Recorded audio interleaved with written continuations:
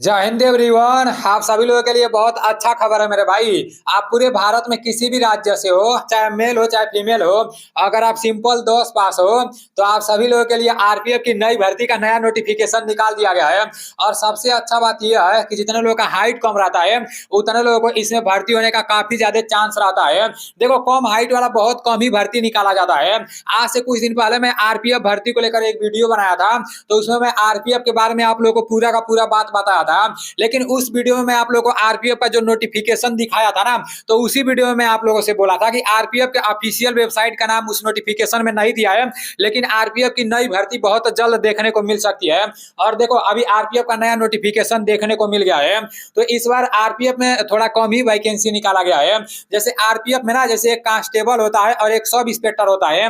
तो जो RPF constable वाला होता है, जो लोग सिंपल 10 पास रहते हैं तो वो लोग कांस्टेबल वाले में फार्म भरते हैं, और जो सब इंस्पेक्टर वाला रहता है ना, तो उसमें ग्रेजुएशन वाले लोग फार्म भरते हैं। तो आप लोगों को पूरा का पूरा बात समझना है, ठीक है ना। इसमें लड़कों का हाइट 165 सेंटीमीटर लगता है और लड़कियों का हाइट 157 सेंटीमीटर लगता है। और जो लड़के एससी एसटी कैटेगरी से आते हैं ना, तो उन लोगों को हाइट में छूट भी मिल जाता है। और लड़कियों को भी, मतलब जो लोग जैसे एससी एसटी कैटेगरी से आती है, तो उन लोगों को भी हाइट में छूट मिल जाता है। और इसमें लड़कों का दौड़ 1600 मीटर कराया जाता है और लड़कियों का दौड़ 800 मीटर कराया जाता है। आरपीएफ का पेपर थोड़ा टफ होता है, लेकिन कम हाइट वालों के लिए आरपीएफ का भर्ती काफी अच्छा रहता है। और 2018 के बाद से अभी तक आरपीएफ का भर्ती नहीं आया था, मतलब इतना दिन बाद आरपीएफ का भर्ती का नोटिफिकेशन निकाला गया है। तो आप लोगों को पूरा बात अच्छे से समझना है। ये वीडियो देखने के बाद आरपीएफ भर्ती से रिलेटेड आप लोग को दूसरा वीडियो देखने का जरूरत ही नहीं पड़ेगा। अभी चलते हैं इसके नोटिफिकेशन पर और सारी चीजों को समझ लेते हैं। और इसका जो ऑफिशियल नोटिफिकेशन है ना, वो नोटिफिकेशन मैं अपने टेलीग्राम चैनल में भेज दूंगा। मेरा टेलीग्राम चैनल नीलेश ब्लॉग के नाम से है, उसका लिंक मैं डिस्क्रिप्शन में भी दे दूंगा और अबाउट में भी दे दूंगा। जितने लोग अभी तक मेरे टेलीग्राम चैनल में नहीं जुड़े हो, तो भाई पता नहीं किस दुनिया में जी रहे हो यार। आप लोग जाकर मेरे टेलीग्राम चैनल में जुड़ जाना, ठीक है ना। फर्स्ट कमेंट में भी मैं अपने टेलीग्राम चैनल का लिंक दे दूंगा। अभी चलते हैं इसके नोटिफिकेशन। ये रहा आरपीएफ का नया भर्ती का पूरा नोटिफिकेशन। ये नोटिफिकेशन 2 तारीख पहला महीना सन 2024 को रिलीज किया गया है। और देखो, इस नोटिफिकेशन में सबसे ऊपर ही लिखा गया है भारत सरकार रेल मंत्रालय रेलवे बोर्ड। वैसे तो ये नोटिफिकेशन काफी लंबा चौड़ा है, इसमें बहुत कुछ लिखा गया है, लेकिन जो मेन मेन पॉइंट है वो पूरा का पूरा बात मैं आप लोगों को बिल्कुल आसानी से समझा दे रहा हूँ, जिससे आपके मन में थोड़ा सा भी कंफ्यूजन नहीं होगा। और इस आरपीएफ भर्ती के बारे में पूरा का पूरा बात आप लोगों को बिल्कुल आसानी से पता चल जाएगा। अब यहाँ पर बताया जा रहा है कि इस बार ऑल इंडिया के लिए आरपीएफ कांस्टेबल वाले में 2000 वैकेंसी निकाली जाएगी, ठीक है ना। आरपीएफ कांस्टेबल वाले में 2000 वैकेंसी निकाली जाएगी और आरपीएफ सब इंस्पेक्टर वाले में 250 वैकेंसी निकाली जाएगी, ठीक है ना। और ये ऑल इंडिया का बात किया जा रहा है। अब यहाँ पर बताया जा रहा है कि 10% वैकेंसी, मतलब 10% वैकेंसी एक्स सर्विसमैन वालों के लिए रहेगा, ठीक है ना। और यहाँ पर बताया जा रहा है कि जो 15% वैकेंसी रहेगा, यहाँ पर बोला जा रहा है कि 15% vacancies shall be reserve for women है, मतलब फीमेल के लिए रहेगा 15% वैकेंसीज, ठीक है ना। तो ये भी आप लोगों को पता होना चाहिए। अब यहाँ पर जैसे इस भर्ती के सिलेक्शन प्रोसेस के बारे में बताया गया है कि इसमें सबसे पहले दौड़ कराया जाएगा या सबसे पहले पेपर कराया जाएगा, तो ये भी आप लोगों को समझते हुए चलना है, ठीक है ना। सबसे पहले इसमें पेपर कराया जाएगा। अब फेज 1 में पेपर कराया जाएगा, ठीक है ना। उसके बाद से जो लोग पेपर पास करेंगे तो फिर उन लोगों को दौड़ के लिए बुलाया जाएगा, फिजिकल के लिए बुलाया जाएगा। और जब फिजिकल के लिए बुलाया जाएगा ना, तो उसी टाइम हाइट वेट नापा जाएगा। इसमें हाइट कम ही लगता है, वो भी मैं आप लोगों को नीचे इस नोटिफिकेशन के माध्यम से ही बता दे रहा हूँ, ठीक है ना। उसके बाद से जब हाइट वेट नाप लिया जाएगा, उसके बाद से डॉक्यूमेंट वेरिफिकेशन होगा, ठीक है ना। देखो, यहाँ पर इसका सिलेक्शन प्रोसेस के बारे में बताया गया है कि सबसे पहले पेपर कराया जाएगा, उसके बाद से जो लोग पेपर पास होंगे तो उन लोगों को दौड़ के लिए बुलाया जाएगा। जब दौड़ के लिए बुलाया जाएगा तो उसी टाइम हाइट वेट नाप लिया जाएगा, ठीक है ना। उसके बाद से डॉक्यूमेंट वेरिफिकेशन होगा, ठीक है ना। अब बात यहाँ पर जैसे नोट करके लिखा गया है कि the document verification shall be completed after PET PMT, मतलब दौड़ और होने के बाद ही डॉक्यूमेंट वेरिफिकेशन होगा, वही नोट करके बताया गया है, ठीक है ना। अब नीचे चलते हैं, पर देखो साफ साफ बताया गया है। देखो, अगर आप सब इंस्पेक्टर वाले में फार्म भरोगे ना, तो इसमें फार्म भरने के लिए ग्रेजुएशन होना चाहिए। मैं आप लोगों को पहले ही बता चुका हूँ। और इसका जो मिनिमम एज है ना, कम से कम 20 साल उम्र होना चाहिए इसमें फार्म भरने के लिए सब इंस्पेक्टर वाले में। और अधिक से अधिक 25 साल होना होना चाहिए और एज में जैसे कैटेगरी के हिसाब से छूट भी मिल जाएगा। और वहीं अगर आप आरपीएफ कांस्टेबल वाले में फार्म भरोगे ना, तो पूरे भारत में किसी भी राज्य से हो, अगर सिंपल 10 पास हो, आपके पास कोई भी एक्सपीरियंस सर्टिफिकेट नहीं है, तभी भी आप इसमें आरपीएफ कांस्टेबल वाले में फार्म भर सकते हो।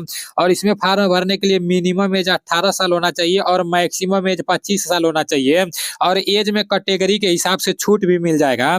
ये SC/ST कैटेगरी वालों को एज में 5 साल का छूट मिलेगा और ओबीसी कैटेगरी वालों को एज में 3 साल का छूट मिलेगा, ठीक है ना।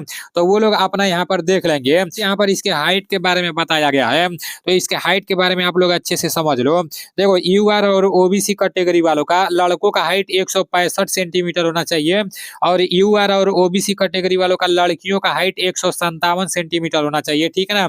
और यहाँ पर चेस्ट के बारे में बताया गया है, तो चेस्ट सिर्फ लड़कों का मांगा जाता है, लड़कियों का नहीं।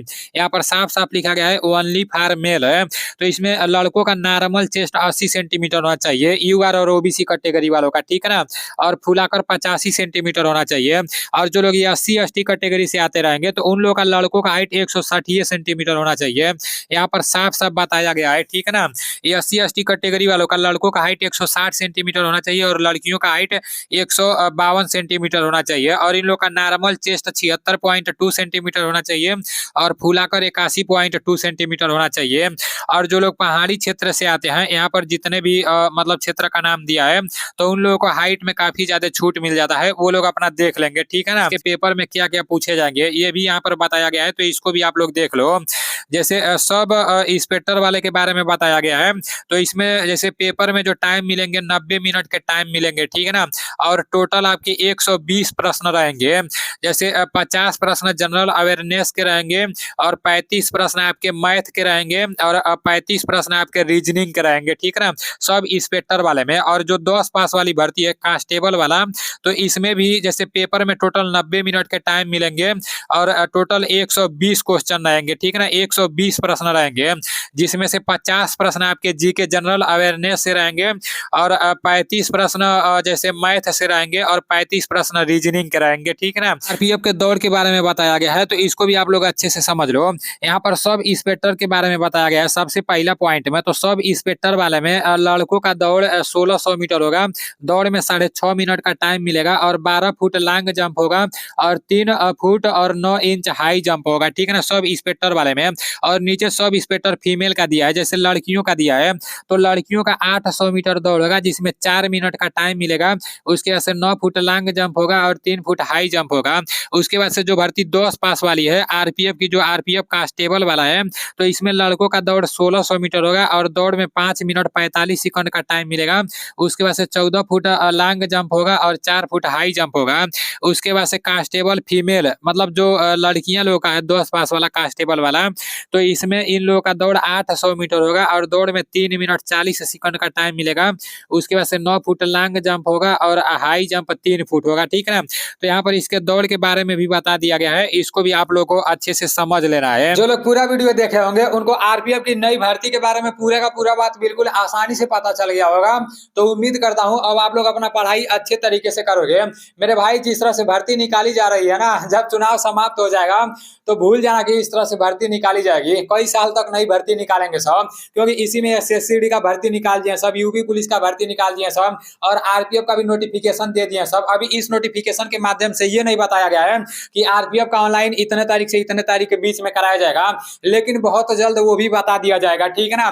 बस आप लोग पढ़ाई करते रहो। बस ये जान जाओ कि अगर इस साल नौकरी नहीं लगेगी ना, तो भाई नौकरी लगना सपना हो जाएगा, फिर विदेश विदेश जाना पड़ेगा, ठीक है ना। तो चलो ठीक है, ये पूरा का पूरा नोटिफिकेशन मैं अपने टेलीग्राम चैनल में भेज दूंगा। मेरा टेलीग्राम चैनल नीलेश ब्लॉग के नाम से है, उसका लिंक आप लोग को डिस्क्रिप्शन में मिल जाएगा, ठीक है ना। मिलते हैं अगले वीडियो में। जय हिंद, वंदे मातरम।